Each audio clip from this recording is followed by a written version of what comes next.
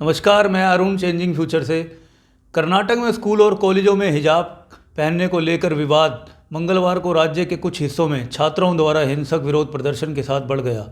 यह मुद्दा इस साल जनवरी में उडुपी के एक सरकारी पीयू कॉलेज में शुरू हुआ था, जहां छह छात्रों ने हेडस्कार्फ पहनकर कक्षाओं में भाग लिया था। उन्हें परिसर छोड़ने के लिए कहा गया।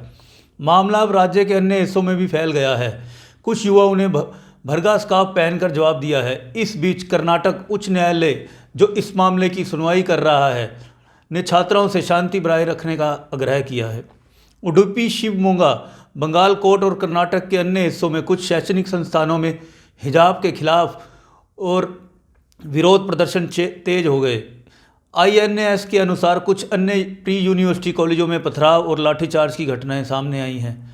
बंगाल कोट के एक कॉलेज के पास पथराव की एक छोटी सी घटना की सूचना मिली थी और कुछ छात्रों ने परिसर में घुसने की कोशिश भी की थी। पुलिस को हल्का बल प्रयोग कर छात्राओं को तितर बितर करना पड़ा। शिवमोगा में पुलिस ने कहा कि भगवा शॉल में आए छात्रों के हिजाब पहनने वाले छात्रों और छात्राओं के एक अन्य समूह के बीच बहस के बाद पथराव शुरू हो गया। बाद में शिवमोगा जिले में निषेधाज्ञा लागू कर दी गई।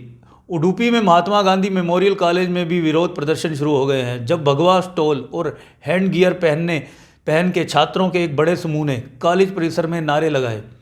क्योंकि हिजाब पहनने मुस्लिम लड़कियां न्याय की मांग को लेकर विरोध प्रदर्शन कर रही थी। स्थिति को नियंत्रित करने के लिए पुलिस और कॉलेज प्रशासन को हस्तक्षेप करना पड़ा।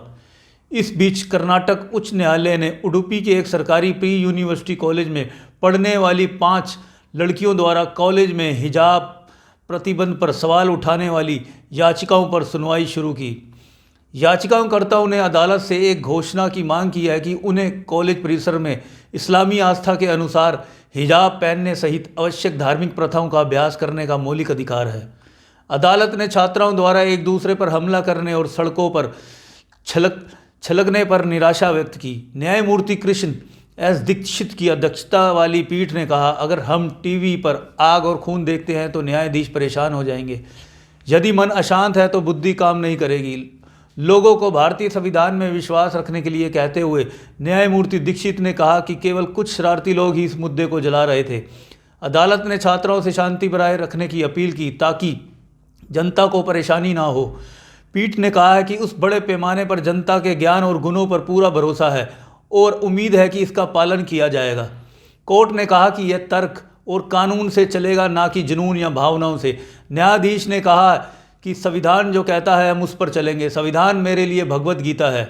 इस मामले में बुधवार दोपहर फिर से सुनवाई होगी। स्कूल कॉलेज 3 दिन के लिए बंद। कर्नाटक के मुख्यमंत्री बसवराज बोम्मई ने इस तरह की अपील करते हुए छात्राओं, शिक्षकों और जनता से शांति बनाए रखने का आग्रह किया। उन्होंने कहा कि विरोध को देखते हुए राज्य भर के सभी हाई स्कूल और कॉलेज अगले 3 दिन के लिए बंद रहेंगे।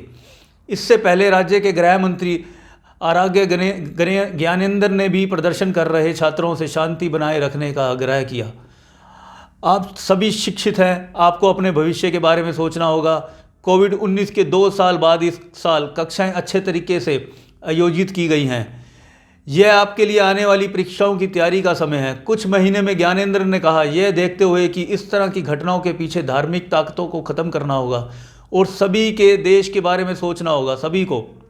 मंत्री ने एक वीडियो बयान में कहा, हम सभी भाइयों के रूप में, इस देश के बच्चों के रूप में एक साथ खड़ा होना चाहिए। वर्दी समानता का प्रतीक है। शैक्षणिक संस्थान हमारे धर्म का पालन करने या हमारी वेशभूषा दिखाने का एक स्थान नहीं है। उन्होंने कहा, सभी को शांति बनाए रखनी चाहिए, पुलिस बल का इस्तेमाल करने का मौका ना दें। मैं अभिभावकों से अपील करता हूं कि वे अपने बच्चों का मार्गदर्शन करें और आइए हम सभी शांतिपूर्ण तरीके से काम करने वाले कॉलेजों की दिशा में काम करें।